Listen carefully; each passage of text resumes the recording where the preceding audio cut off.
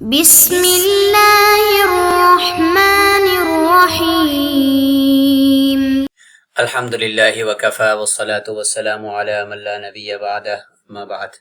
عزیز طلبہ اکرام، اللہ تعالیٰ سے امید ہے کہ آپ سب خیر و عافیت سے ہوں گے۔ جامع ترمذی کا سبق نمبر 91 ہے اور اس سبق میں ہم یہ ایک باب پڑھیں گے، باب رفع الیدین عند الرکوع، یعنی رکوع کو جاتے ہوئے اور رکوع سے اٹھتے ہوئے جو ہاتھوں کو کانوں تک لے کر جانے کا بیان ہے، اس حوالے سے ہم احادیث کو دیکھیں گے۔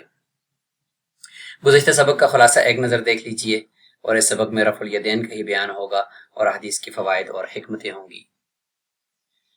تو باب کو ہم دیکھتے ہیں، باب رفع الیدین عند الرکوع۔ وبه قال حدثنا قتيبة وابن ابي عمر قال حدثنا سفيان بن عيينة عن الزهري عن سالم عن ابيه رضي الله عنه قال رأيت رسول الله صلى الله عليه وسلم اذا افتتح الصلاة يرفع يديه حتى يحاذي منكبيه واذا ركع واذا رفع رأسه من الركوع۔ وزاد ابن ابی عمر رضی اللہ عنہ فی حدیثه وکان لا یرفع بین السجدتین۔ حضرت سالم اپنے باپ حضرت عبداللہ بن عمر رضی اللہ عنہ سے روایت کرتے ہیں کہ میں نے رسول اللہ صلی اللہ علیہ وسلم کو دیکھا کہ جب آپ نے تکبیر تحریمہ فرمائی تو اس وقت بھی ہاتھوں کو اپنے کندھوں کے برابر تک اٹھایا، پھر جب رکوع کیا اور پھر جب رکوع سے اٹھے تو ان دونوں حالتوں میں بھی اپنے کانوں تک اپنے ہاتھوں کو اٹھایا۔ حضرت ابو عمر کے بیٹے اس میں یہ بھی زیادہ کرتے ہیں کہ وَكَانَ لَا يَرْفَعُ بَيْنَ السَّجْدَتَيْنِ، یعنی دو سجدوں کے درمیان میں آپ صلی اللہ علیہ وسلم نے کوئی رفع الیدین نہیں کیا۔ قال ابو عیسیٰ حدثنا الفضل بن صباح البغدادی قال حدثنا سفیان بن عیینة قال حدثنا زہری بهذا الاسناد نحو حدیث ابن ابی عمر۔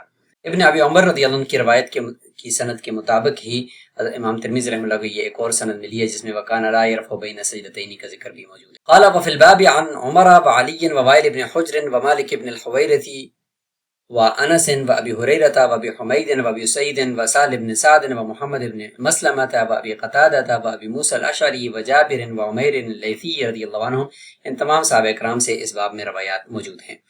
امام ترمذی رحمہ اللہ فرماتے ہیں کہ حدیث ابن عمر رضی اللہ عنہما حدیث حسن صحیح وبهذا يقول بعض اہل العلم من اصحاب النبی صلی اللہ علیہ وسلم منهم ابن عمر وجابر بن عبد اللہ وابو ہریرہ وانس، ان تمام صحابہ کرام سے رفع الیدین کی روایات منقول ہیں، وابن عباس وعبد اللہ بن الزبیر وغیرهم رضی اللہ عنہم۔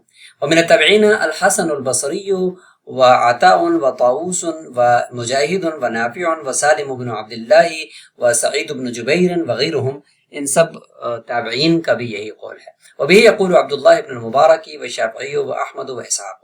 وقال عبد الله بن المبارک قد ثبت حدیث من يرفع، وذكر حديث الزهري عن سالم عن أبيه رضي الله عنه، ولم يثبت حديث ابن مسعود رضي الله عنه أن النبي صلى الله عليه وسلم لم يرفع إلا في أول مرة۔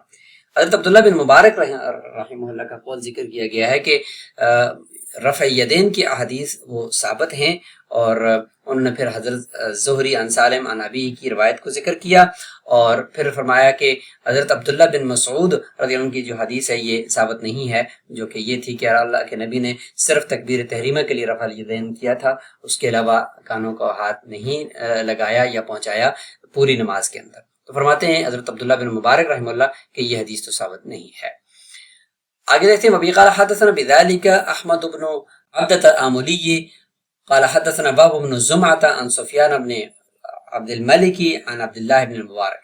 وبی قال حدثنا حناد قال حدثنا بکیع عن سفیان عن عاصم بن کلیب عن عبد الرحمن بن الاسود عن علقمة قال قال عبد الله بن مسعود رضی اللہ عنہ الا اصلی بكم صلاة رسول اللہ صلی اللہ علیہ وسلم فصلى فلم يرفع یدیه الا في اول مرة۔ ایک اور روایت امام ترمذی رحمۃ اللہ علیہ کراتے ہیں، اور وہ عبداللہ بن مسعود رضی اللہ عنہ کی روایت ہے، اور وہی جو جس روایت کی عبداللہ بن مبارک نے پیچھے اشارہ فرمایا ہے وہی روایت ہے کہ کیا میں آپ کو رسول اللہ صلی اللہ علیہ وسلم کی نماز پڑھ کر نہ دکھاؤں؟ تو پھر انہوں نے نماز پڑھی، فلم یرفع یدیہ الا فی اول مرہ، تکبیر تحریمہ کے علاوہ کہیں پہ بھی انہوں نے رفع الیدین نہیں فرمایا۔ اور احمد محمد شاکر کے نسخے میں ایک عن عبداللہ بن مبارک کے بعد یہ زیادتی بھی ہے کہ قال وحدثنا يحيى بن موسى قال حدثنا اسماعيل بن ابي اوس قال كان مالك بن انس يرى رفع اليدين في الصلاه، وقال يحيى وحدثنا عبد الرزاق قال معمر يرى رفع اليدين في الصلاه، وسمعت الجارود بن معاذ يقول كان سفيان بن عيينة وعمر بن هارون والنضر بن شميل يرفعون أيديهم إذا افتتحوا الصلاة وإذا رفعوا رؤوسهم.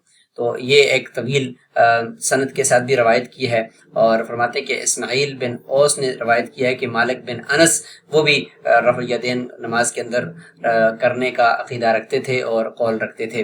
اور یحییٰ فرماتے ہیں کہ حضرت عبد الرزاق نے یہ حدیث ہم نے بیان کی کہ معمر یہ بھی ان کا بھی یہی قول تھا کہ رفع الیدین نماز کے اندر کیا جائے. اور جارود کے بارے میں فرماتے ہیں کہ میں نے سنا کہ وہ یہ کہہ رہے تھے کہ سفیان بن عیینہ اور عمر بن ہارون اور یہ سارے جو ہیں وہ جو فقہا تھے اور ائمہ تھے، یہ بھی نماز کے ابتداء میں یعنی تکبیر تحریمہ کے لیے بھی ہاتھ اٹھاتے تھے، اور رکوع اور سجدے سے پہلے، رکوع کے سے اٹھنے کے بعد بھی جو تکبیر ہے اس کے ساتھ رفع الیدین بھی فرمایا کرتے تھے.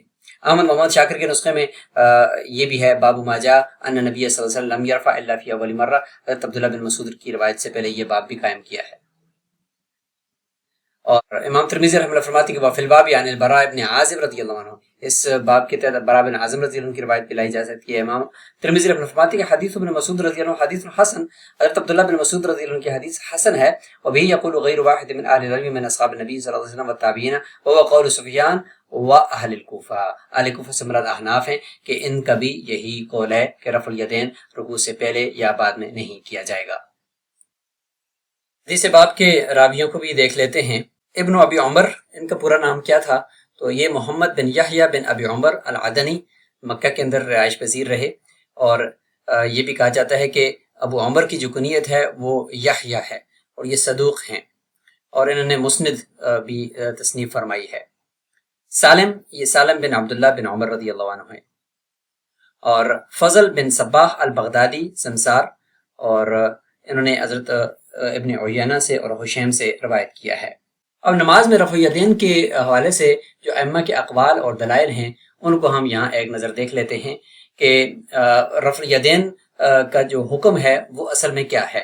تو امام ابو حنیفہ، امام شافعی رحمۃ اللہ کے فقہی اختلافات، اور بالخصوص حنفی جو موقف ہے اس کی تائید میں صحابہ کرام کی روایات اور عقلی دلائل بھی اس میں پیش کیے گئے ہیں. حنفی موقف کے مستند دلائل ہے کہ حضرت عبداللہ بن مسعود رضی اللہ عنہ کی روایت ہے کہ نبی کریم صلی اللہ علیہ وسلم صرف پہلی تکبیر پر ہاتھ اٹھاتے تھے، اس کے بعد دوبارہ نہیں اٹھاتے تھے، جیسے عبداللہ بن مسعود رضی اللہ عنہ کی روایت دیکھی. خلفائے راشدین کا عمل کہ حضرت ابوبکر، عمر، حضرت علی سے بھی صرف پہلی تکبیر پر ہی رفع الیدین ثابت ہے. عقلی اور منطقی دلیل بھی ہے کہ انتقال کی تکبیر یعنی رکوع میں جانا خود ایک علامت ہے، اس میں ہاتھ اٹھانے کی ضرورت نہیں ہے. اور ائمہ کے اقوال کو ہم دیکھتے ہیں، فقہ حنفی کا موقف آپ نے دیکھ لیا، اور امام شافعی رحمۃ اللہ کا موقف یہ ہے کہ رکوع میں جاتے اور رکوع سے سر اٹھاتے وقت ہی رفع الیدین جو ہے یہ بھی سنت ہے اور کرنا چاہیے. اور تکبیر قنوت، عیدین کی زائد تکبیرات میں رفع الیدین، اور اس پر تو سب کا اتفاق ہے کہ ان میں تکبیرات کے وقت رفع الیدین کرنا ہوگا. اب رفع الیدین کے حوالے سے یہ جو تفصیلات آپ نے پچھلی پوسٹ کے اندر دیکھی، یہ اس عبارت سے لی گئی تھی جو بدائع ثنائی کی یہ عبارت ہے، وَأَمَّا رَفْعُ الْيَدَيْنِ عِنْدَ التَّكْبِيرِ فَلَيْسَ بِسُنَّةٍ فِي الْفَرَائِضِ عِنْدَنَا إِلَّا فِي التَّكْبِيرَةِ الِافتِتَاحِ وَقَالَ الشَّافِعِيُّ يَرْفَعُ يَدَيْهِ إِلَى آخِرِ الْعِبَارَةِ. اب مسئلہ رفع الیدین ایک علمی اور ایک تحقیقی جائزے کو بھی ہم دیکھ لیتے ہیں، اور ایک خلاصہ کلام دیکھ لیتے ہیں. تو اتفاقی اور اختلافی مسائل کو بھی ہم دیکھتے ہیں، ائمہ کرام کا موقف اور دلائل کو بھی دیکھتے ہیں. اگر ہم اختلافی اور اتفاقی مسائل کو دیکھیں تو تکبیر تحریمہ پر تو سب کا اتفاق ہے. رکوع کے وقت اختلاف ہے کہ کریں یا نہ کریں. علامہ انور شاہ کشمیری رحمہ اللہ کے مطابق یہ اختلاف تنوع کا ہے، تضاد کا نہیں ہے. اور اس میں اگر ہم دیکھتے ہیں ائمہ کے اقوال تو امام ابو حنیفہ اور اہل کوفہ ان کے نزدیک رفع الیدین صرف تکبیر تحریمہ کے وقت ہے. امام شافعی اور امام احمد ان کے نزدیک رکوع کے وقت ہے بھی ہے. اور امام مالک رحمہ اللہ کے نزدیک مشہور روایت کے مطابق اہل مدینہ کے تعامل کی بنا پر اسے ترک کرنے کو ہی ترجیح دیتے تھے. فقی مکتبہ فکر میں آپ دیکھتے ہیں کہ احناف ترک رفع الیدین، شوافی اور حنابلہ استحباب ہے، اور مالکیہ یہ بھی ترک رفع الیدین کے قائل ہیں، اور یہ آگے ان کے دلائل ہیں. اور یہ پوری جو تفصیلی سلائیڈ آپ نے دیکھی یہ اس عبارت کو سامنے رکھتے ہوئے ہی بنائی گئی تھی، اور یہ ہے معرف السنن کے اندر کہ اصبحت مسألۃ رفع الیدین معترکا بین ارباب المذاہب والمحدثین قدیما وحدیثا کما اصبحت معرکۃ من ناحیۃ التالیف بین النظار من الفریقین. تو یہاں یہ عبارت ساری موجود ہے، اور تفصیلی عبارت یہاں پہ دی گئی ہے، اور اس میں اس مسئلے کو ذکر کیا گیا ہے. اور فی الباب کے تحت آنے والی جو روایات ہیں ان کو بھی ہم ایک نظر یہاں پہ دیکھیں گے۔ یہ تمام صحابہ کرام کی روایات کا امام ترمذی رحمۃ اللہ نے ذکر کیا ہے، جس میں حضرت عمر رضی اللہ عنہ کی حدیث کو بیہقی نے ذکر کیا ہے، حضرت علی رضی اللہ عنہ کی حدیث کو احمد، امام ابو داؤد، امام ترمذی نے، نسائی نے بھی ذکر کیا ہے، اور اسی طریقے سے حضرت وائل بن حجر رضی اللہ عنہ کی حدیث کو بھی امام احمد نے، امام ابو داؤد نے، امام نسائی نے، امام ابن ماجہ نے ذکر کیا ہے۔ مالک بن حویرث کی روایت کو امام بخاری اور امام مسلم نے ذکر کیا ہے۔ حضرت انس رضی اللہ عنہ کی روایت کو ابن ماجہ نے۔ اس طریقے سے تمام جو روایات ہیں ان کو آپ ایک نظر یہاں پہ دیکھ لیجئے۔ سبق میں موجود احادیث کے یہ کچھ فوائد ہیں کہ رفع الیدین نماز میں اللہ تعالیٰ کی جلالت، کبریائی اور عظمت کے اظہار کا ایک خوبصورت ظاہری عمل ہے۔ یہ عمل اس بات کی علامت ہے کہ بندہ تمام دنیاوی معاملات کو پس پش ڈال کر مکمل طور پر اللہ کی طرف متوجہ ہے۔ یہ سارے یہاں پہ آپ فوائد اور حکمتیں دیکھ لیں۔ عصری تطبیق کو بھی دیکھیں برائے پریزنٹیشن۔ اگر ہم دیکھتے ہیں تو یہ وسعت قلبی ہے، اپنے پر عمل اور دوسروں کا احترام ہے، تفریق سے گریز ہے، خشوع و خضوع ہے اور احترام غیر ہے۔ سبق سے متعلق یہ کچھ سوالات ہیں، ان کے جوابات آپ نے کمنٹ باکس کے اندر دینے ہیں اور ان کو آپ اپنے پاس نوٹ فرما لیں۔ سبق کا خلاصہ ایک نظر دیکھ لیجئے، اور اسی کے ساتھ ہمارا یہ سبق نمبر 91 اپنے اختتام کو پہنچا۔ السلام علیکم ورحمۃ اللہ وبرکاتہ۔